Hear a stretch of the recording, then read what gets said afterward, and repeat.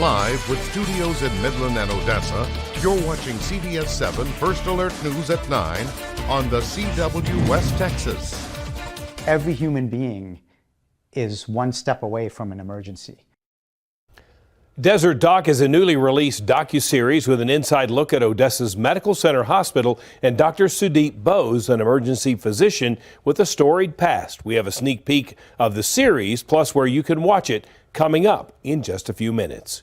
Good evening and thanks for joining us here for CBS 7 News at 9 on the CW. And thanks to those of you who are joining us live on our CBS 7 YouTube page. I'm Jay Hendricks.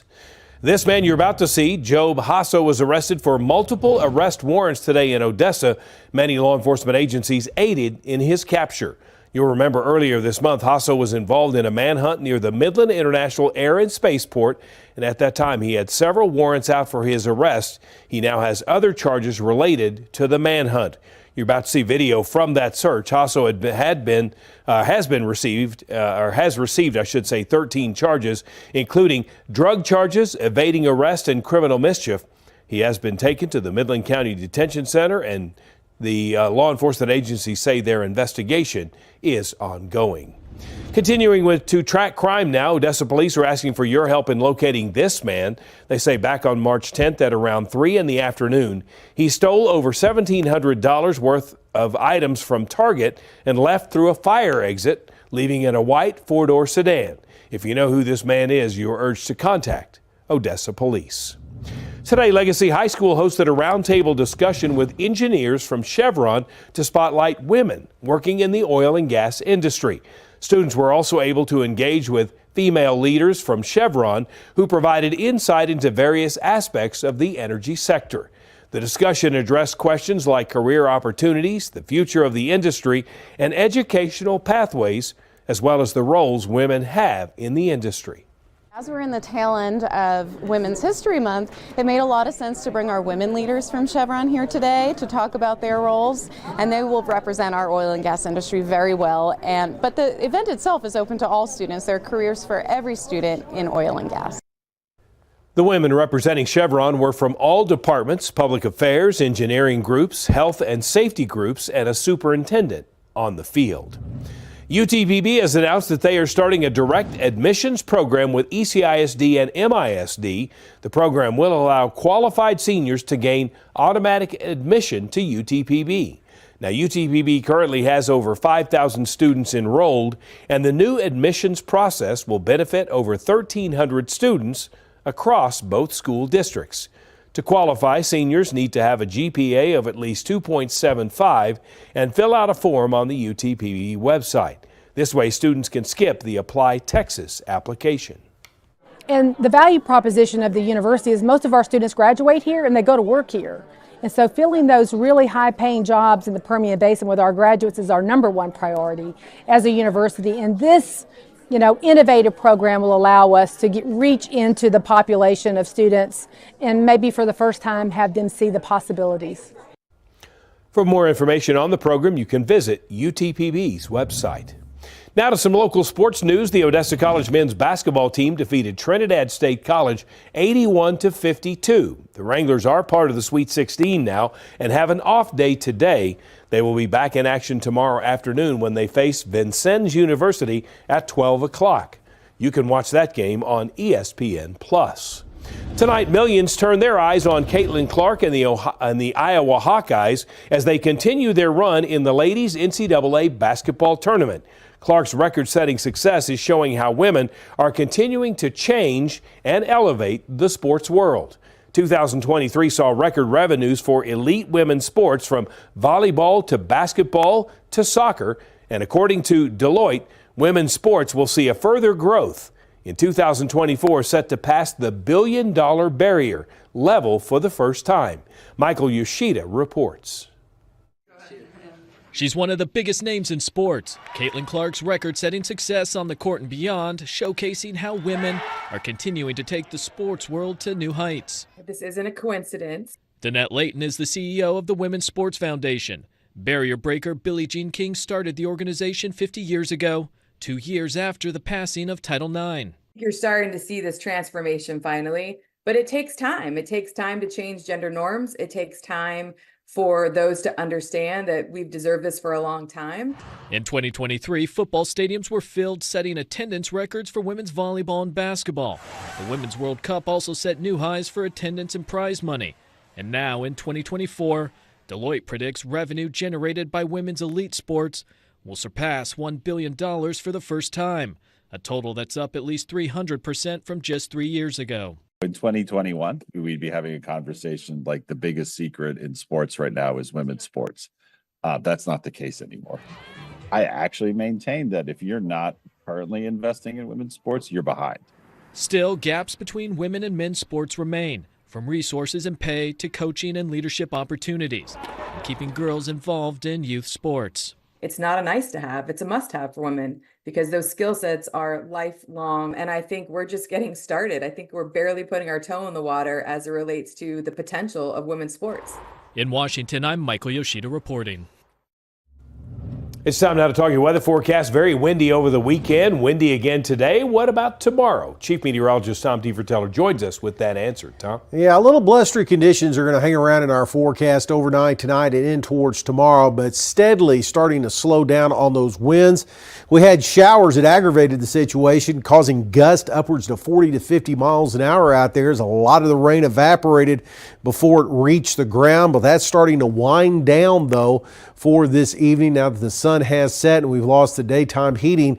We did get a gust of 48 out at the Miller National Air and Spaceport. That was because one of those little showers did move across, and wind gust up to 49 in the Alpine area. So you can see another blustery day. It's calmed down a little bit out there. Sustained winds around 10 to 15 miles an hour, and still some gusts back here across southeast New Mexico, up to 32 there in the Carlsbad area at the present time. We're still carrying these high wind warnings across the Guadalupes and Davis Mountains until the early morning hours on Tuesday, expecting those winds to stay up a little bit overnight tonight. A little blustery tomorrow, but a little cooler. We'll talk about all that coming up here in just a few minutes.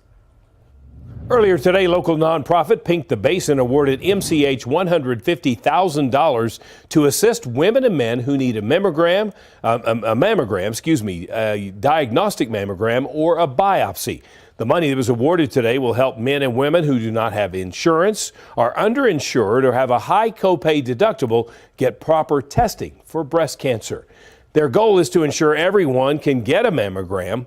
Last year, Pink the Basin raised $620,000 to distribute across the basin, but this year they surpassed that number with $665,000, which will be divided among multiple hospitals here in the basin. That money will be helping those who can't afford the treatment. Cancer is not discriminatory. It attacks who it wants to. And so this is a frontline battle that helps men and women get screened and diagnosed. The funds that were raised will stay here in the basin. The hospitals who awarded funds include Medical Center, Odessa Regional Medical Center, Permian Regional in Andrews, and Reeves County. An all-new 13-part docuseries takes international audiences inside Odessa's Medical Center Hospital. Desert Doc follows Dr. Sudeep Bose, an emergency physician with a storied past. The series promises to give viewers an authentic look at the challenges and triumphs in a real-life emergency room. In a tense trailer, Dr. Bose tells viewers that Medical Center Hospital is the highest-level trauma center in 38,000 square miles. That makes MCH unique, but Bose said the series tells stories representative of many American emergency rooms. He said that this will help all viewers recognize that each one of us is one accident away from an ER visit. Although the trailer may be very intense, inside the episodes you will find that there are riveting stories that are heartfelt, that are inspirational. This is unprecedented access into a real emergency room, not reenacted, no dramatization. Dr. Bose continues to work in Odessa. He brings a swath of experience as an Iraqi war veteran, a founder of a nonprofit serving veterans, and is a featured physician on Untold Stories of the ER. Notably, he was the physician who treated Saddam Hussein after his capture. The series is available exclusively on Amazon Prime. Over the weekend, Sunset Memorial Gardens and Funeral Home honored Odessans Mac Wilson and Rex Young. Today, the renaming of part of Highway 80 was completed. Take a look.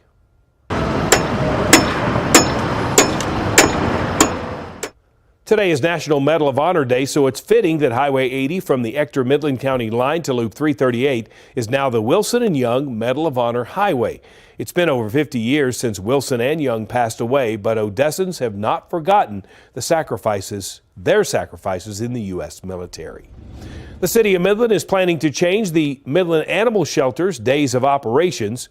Currently, they are closed Sunday and Monday and will be switching to be closed on Sundays and Wednesdays. There are two major benefits to the switch. First, the days that the shelter is deep cleaned will be spread out. And second, the shelter wouldn't be closed the day following the weekend, which benefits animals and owners if an animal was picked up over the weekend. Coming up this Easter Sunday, Midland County Sheriff David Kreiner and the Sheriff's Office will host an Easter sunrise service with Pastor Roy Smith from 7 in the morning until 8 in the morning at the Midland County Horseshoe Amphitheater. Afterwards, there will be an Easter egg hunt. The event is free and open to anyone who wants to attend. They also say if you can't make it but are looking for other Easter activities, you can head over to our website. We've put a lot of information up there at CBS7.com. Protesters marched through the streets of Dallas to voice their concerns about SB 4. They say it's not only unconstitutional, but also an anti-immigrant law. Protesters there say they feel the law unfairly targets Latino communities by allowing police to arrest and charge anyone they suspect crossed the border illegally. SB 4 went through several legal battles this week. The Supreme Court allowed SB 4 to be enforced for only a few hours last Tuesday before the Fifth Circuit Court of Appeals put another freeze on it. Governor Greg Abbott says SB 4 mirrors federal policy and therefore is just enforcing that federal law. Central Texas fire departments are stepping up to help their fellow volunteers in the Panhandle, which is running low on funding following weeks of fighting devastating wildfires. They are tapped out. Basically, those farmers and ranchers, they've lost a tremendous amount and they're trying to support themselves, and it's difficult to hand out extra to the departments. Volunteer fire departments cover 76% of Texas, and in more rural areas, they are often the only emergency service, and they do rely on donations. Until April 12th, people can donate to an area VFD listed. Here's a list on your screen right now, and the money collected will then be split among VFDs in the Panhandle. Still ahead, it may be the first week of spring, but the winter weather is still sweeping the nation. We'll tell you all about it up next.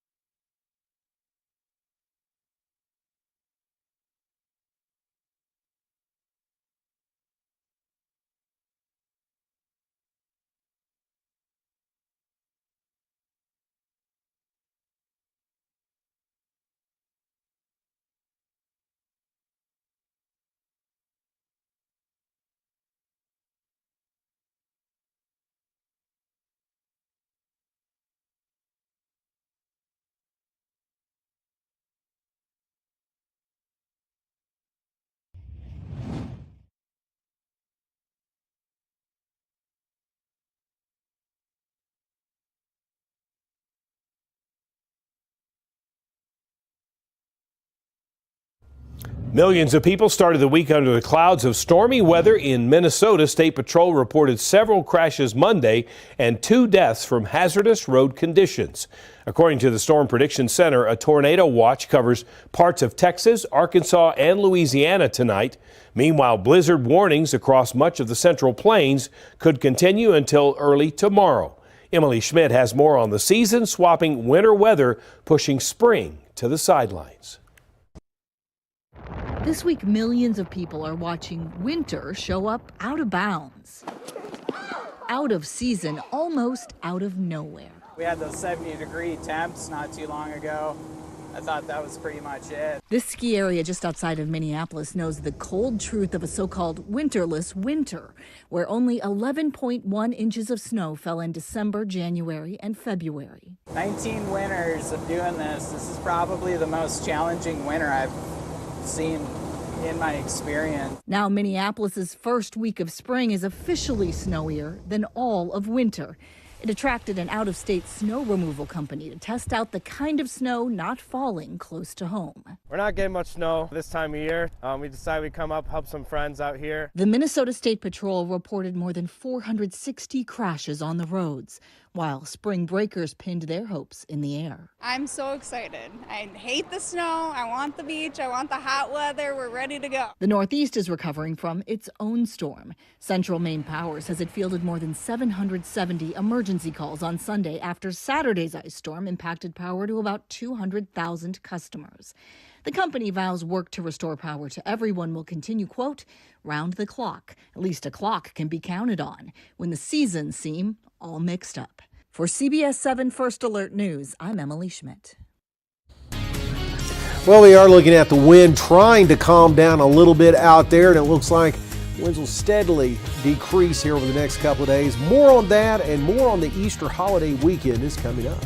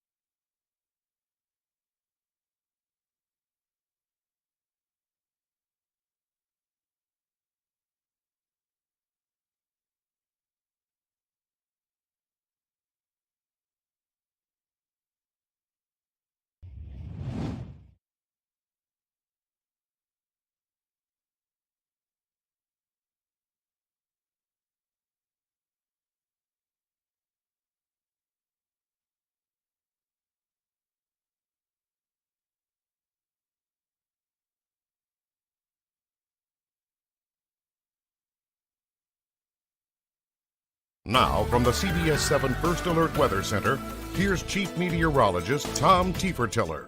Well, as you take a look at the satellite and radar view, seeing a lot of those showers we had earlier that caused localized gusty winds starting to wind down for tonight. This is because the sun is set, the atmosphere is starting to cool off a little bit, and we're not seeing that daytime heating. Winds out there, well, we do have a northeast wind out. Looks like that front finally starting to move in across the area. Sustained winds 10 to 15 miles an hour out there, with some gusts occasionally up above 20 miles an hour in a few spots, a gust to 25 at the Wink area. But it shows you, again, those winds are on the downward trend for tonight.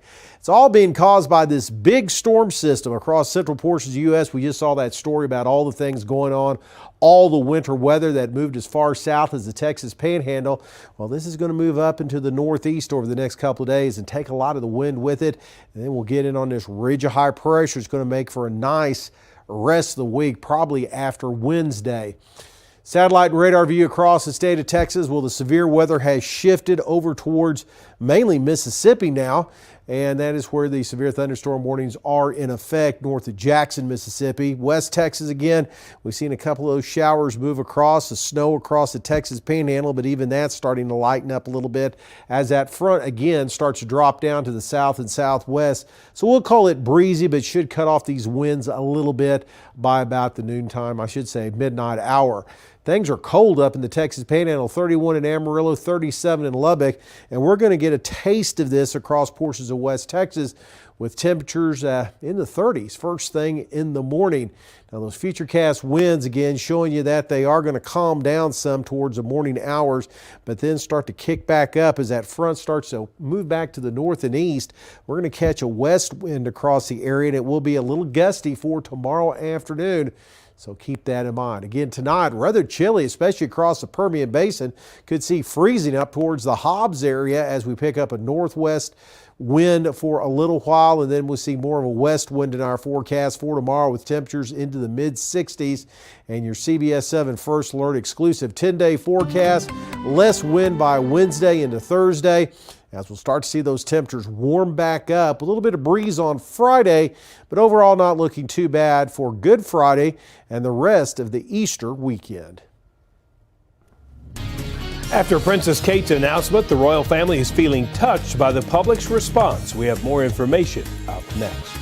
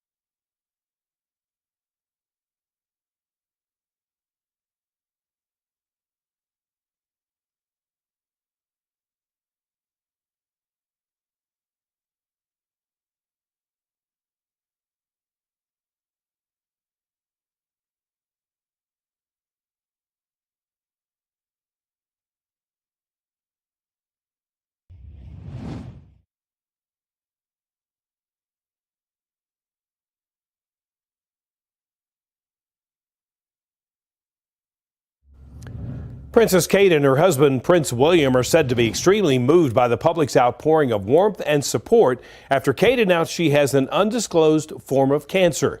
In her video statement Friday, the Princess of Wales asked for privacy, but she did reveal that she is undergoing preventive chemotherapy. CBS News chief medical correspondent Dr. John LaPook discussed that disclosure on CBS Mornings. What you're preventing is if there happen to be microscopic little cancer cells there that you can't see, and we don't know if there are or there aren't, you're giving chemotherapy with the thought of killing them now when they're most vulnerable rather than giving it time to grow up and multiply and spread and form metastases. Kate's battle comes at the same time King Charles is also fighting an undisclosed form of cancer. Still ahead, one iconic high school is moving locations and one famous actor is heading back for one more visit. The story is coming up.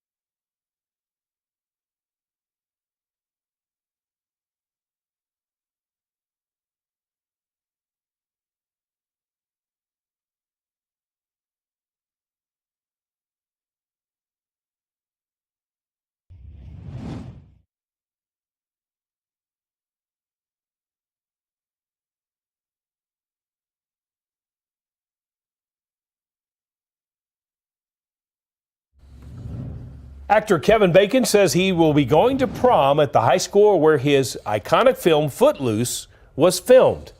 That was filmed some time ago, Tom, back in 1984, in fact. Utah's Payson High School is set to relocate at the end of the year.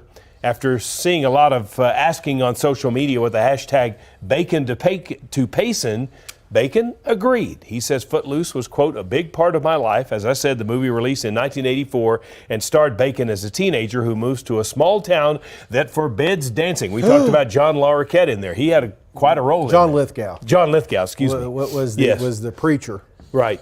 Right. All they need now is Kenny Loggins to join them, and they could have a They could heck have of a quite time a party, at that prom, couldn't you know? they? Yeah. I wonder if the people dress up for, they'll probably pull out the movie and never look know. at some of the costumes and things. You got to find that barn too, don't they? Got to find the barn. That's where it all started, wasn't it? Yes. Anyway, though, as we take a look at weather real quick, we are looking at, well, a little bit of wind to deal with. It's going to be back in our forecast on Tuesday, not to the levels that we have seen And we'll finally get a break on Wednesday after that front rolls through, and we'll see some nice temperatures. And then a slow warm up on the way for Good Friday and the Easter holiday weekend. Well, temperatures could be approaching 90 degrees for those Easter egg hunts coming up on Sunday, and there could be just a touch of breeze. Better get that sunscreen out. There Maybe you get go. a good Easter hat on for you if you're going out looking for those eggs. All right, thanks for joining us here for CBS 7 First Alert News at 9 on the CW. We have more news coming up tonight at 10 o'clock.